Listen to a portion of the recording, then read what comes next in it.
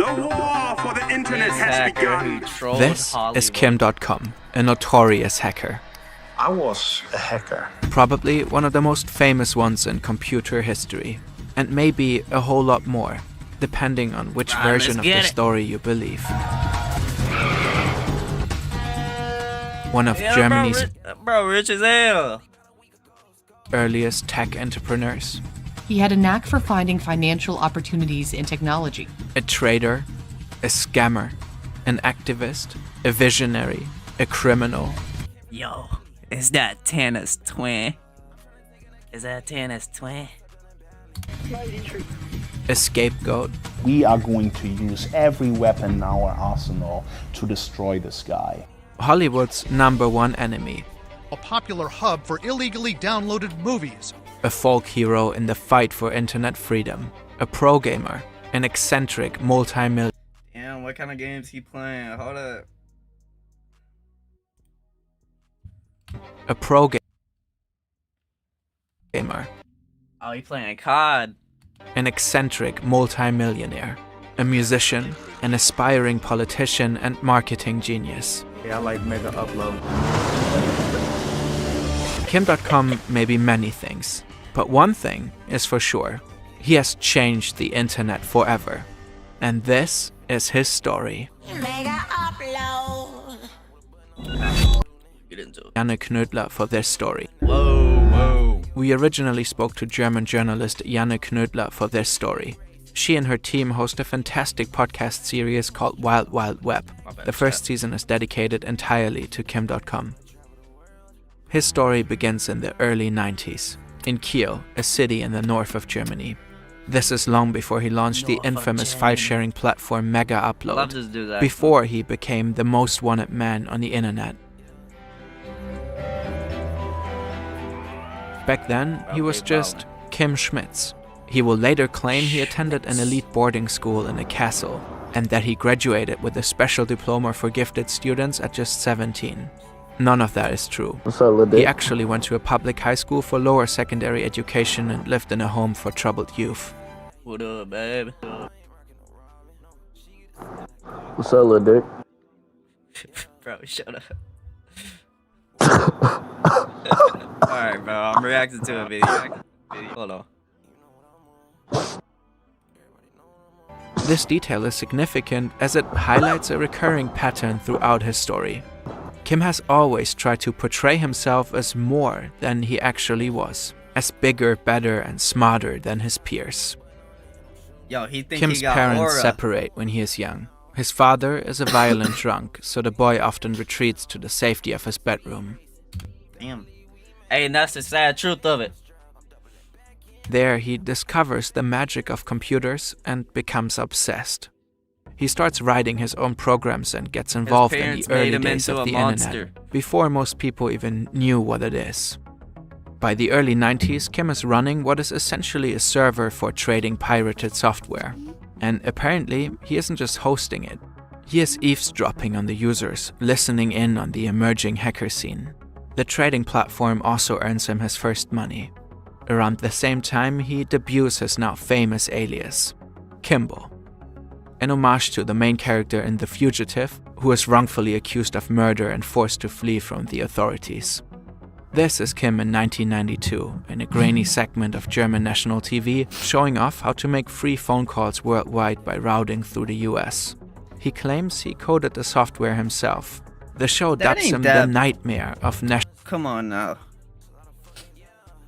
You're making something to where you could talk to humans across the world that ain't even been invented yet. How is... Alright, let me keep going. Telecommunications. A Forbes article claims he's the leader of an international hacker group called Dope and one of the most well-known hackers in Germany. Allegedly, he developed an encrypted, tap-proof mobile phone and sold hundreds of them. Back then, a curious teen like Kim.com could teach himself to code and stumble into the center of a global tech saga. Today, understanding how the digital world works is more essential than ever. And you can do it too. You just need the right tools. Brilliant is an interactive learning platform that helps you get a grip on the logic behind code by doing, not memorizing.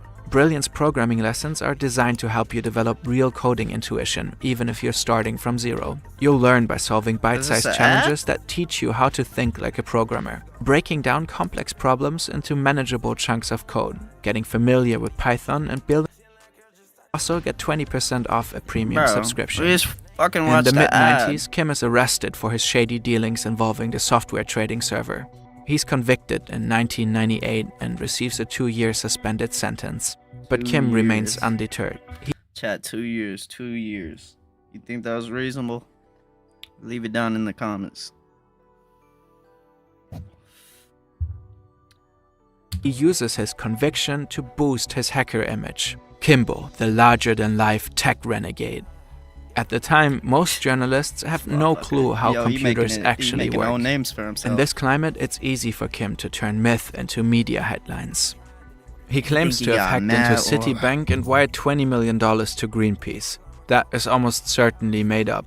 While Citibank had in fact been hacked a few years earlier, the hackers were Russian, not German. And they definitely didn't donate the money to Greenpeace. Kim also claims to have breached both the Pentagon and NASA.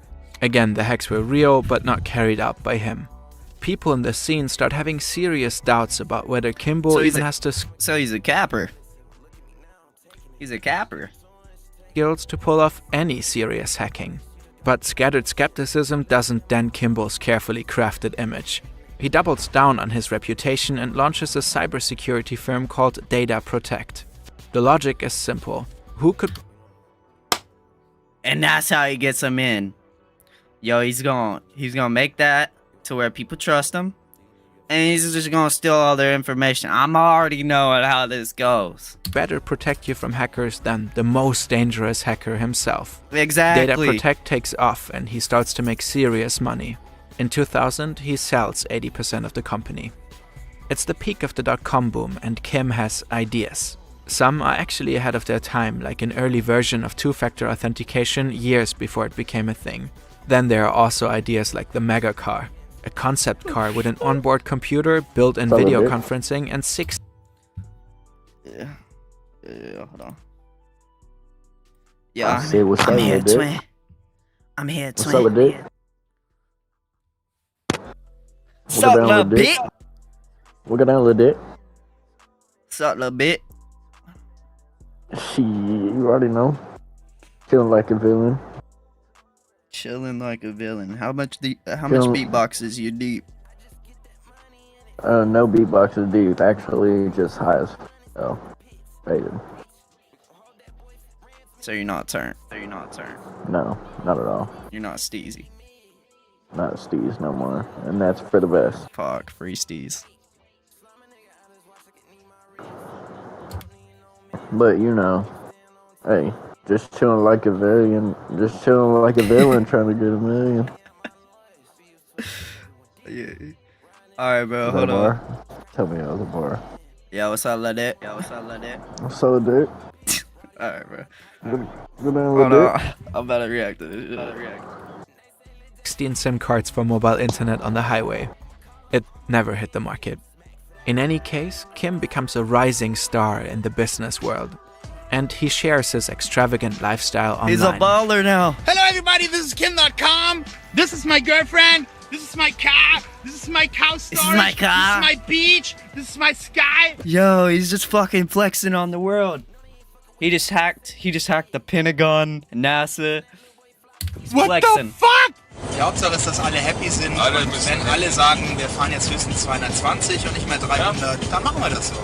Private jets, luxury cars.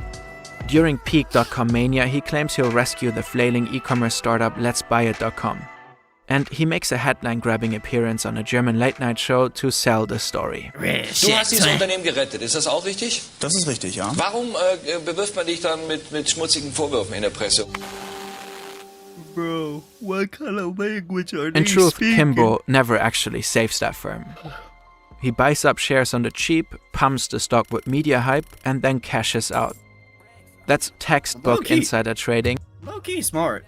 Like, and illegal. He tries to flee to Thailand, but fails. He course it slept is. with another 20-month suspended sentence and a €100,000 fine. Most of his ventures go belly up. And as the global .com bubble bursts and triggers a full-blown economic crisis, Kim decides to emigrate to Hong Kong. He launches a new string of sketchy ventures and shows off even more fancy cars. Let's skip ahead a bit. It's 2005, and Kim.com is about to change the internet forever. With Mega upload. the idea is deceptively simple. It's essentially a cloud service, a site where people can upload files for others to download them, years before Dropbox and Google Drive. No accounts, just links. It doesn't take long for people to realize that Mega Upload makes it very easy to share entire movies and full-length music albums. Kim is not the first to offer this kind of service, but Mega Upload just works extremely well. A lot of storage for the time, fast downloads. The company quickly more. That's all they had. Nah. Cause like, bro, this is the new upcoming, like, the internet had just came out at this time, right? So this motherfucker is just scamming everybody. Morphs into a sprawling network. Some of you may still remember the sister site Mega Video and its infamous 72-minute time limit. At its peak, Mega Upload is the 13th most popular website on the internet. With 50 million users a day, it accounts for a whopping 4% of global online traffic. This is before Spotify and Netflix. Back then, people would spend a small fortune on DVDs and CDs. Around $20 for Spider-Man 2, $16 for the new Green Day album. And all of a sudden, it's all out there for free. Shout out to Green Day. Hollywood and the music industry quickly realized they're missing out on massive chunks of revenue. So in the early 2000s, they declare war on piracy. First, they sue Napster into the ground. A federal court ruled Monday Napster must stop allowing music fans to swap copyrighted material. Then comes the DVD scare ad era. Copyright.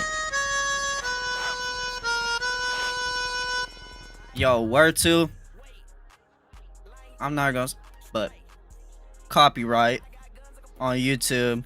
They be taking all my shit down. They be, come on now. Leave me alone, bro. I'm just trying to eat.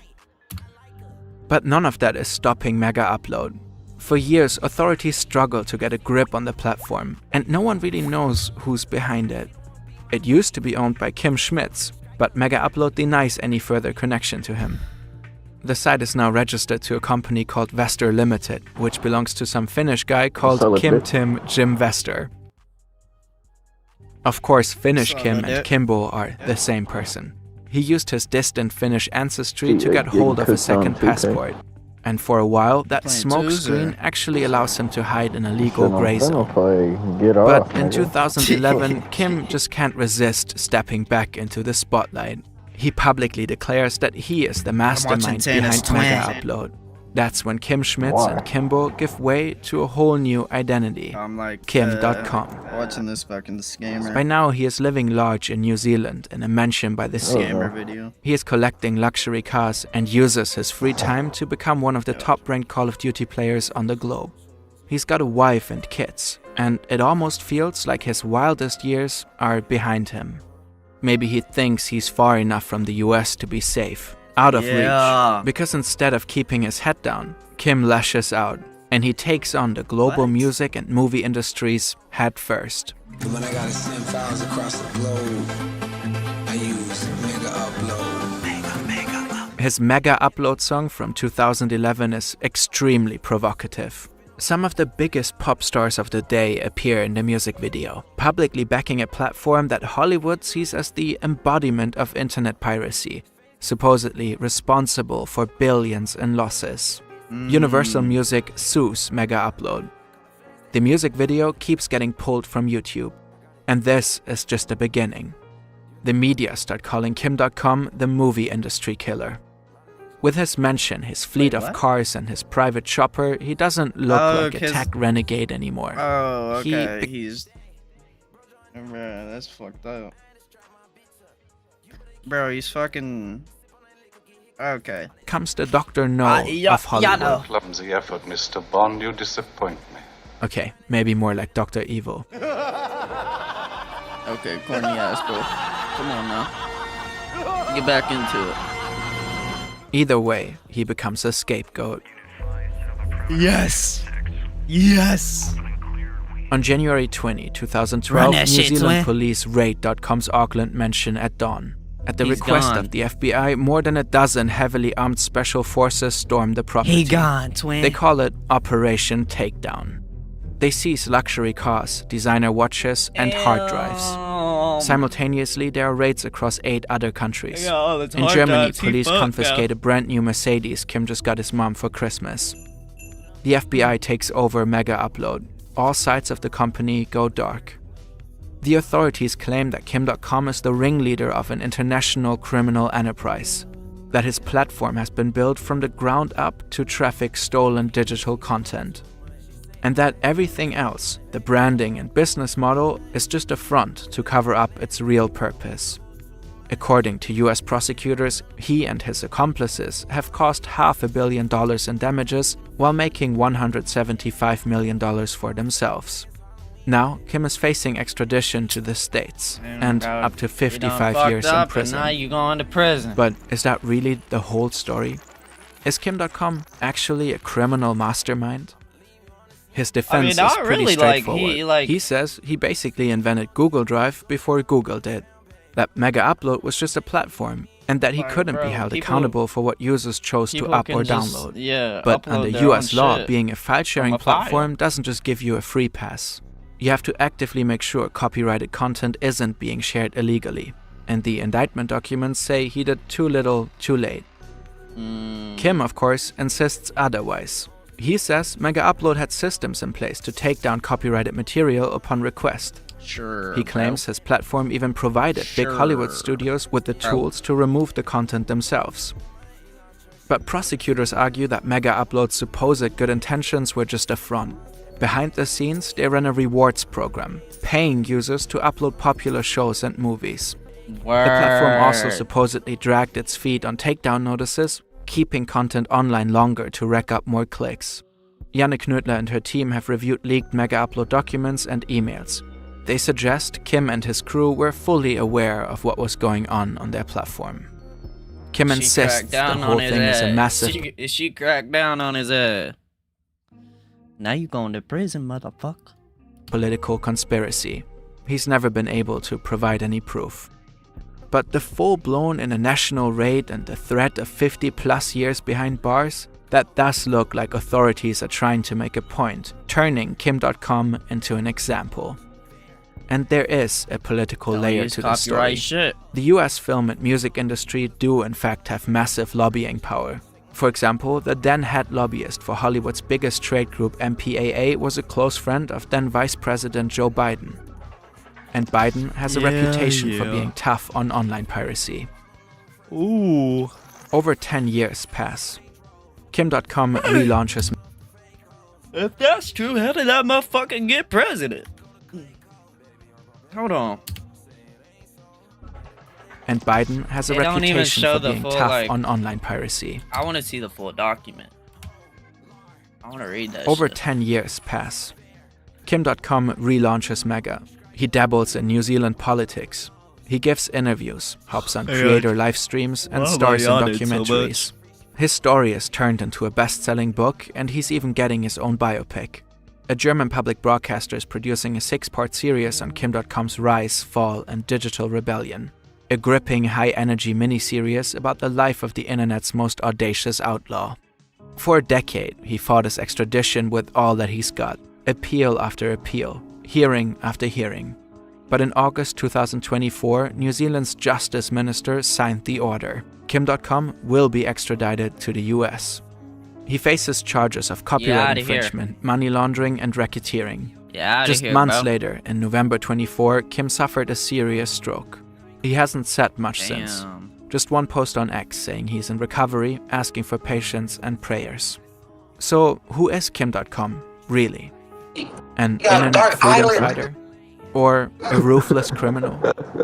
The truth, as always, is messy. He's charismatic, funny, larger than life. A guy who dreamed up ideas long before the tech world turned them into reality. But also a guy who spreads wild conspiracy theories and loves to take credit for things he most likely didn't do. Someone who can read the room, hack the system, and turn it all into a spectacle. Yes, he built a platform that made piracy easy. But in a world where the old media giants were losing control, .com was turned into the perfect villain. The poster boy for a digital Wild West they couldn't contain. At the end of the day, Kim.com held up a mirror to an industry that had completely slept through the internet revolution and was desperate to stop the clock from ticking. Alright. Chat. Let me know what y'all thought about that video down below. I thought that was pretty interesting. I mean, dude's just a fucking scam. Yeah. Hey, he's smart with it though, but he not at the same time. He not, cause he got caught. And this is what I want to tell y'all. Don't be doing no stupid shit out there. You know, just be a normal being and make your life what it's worth. You know.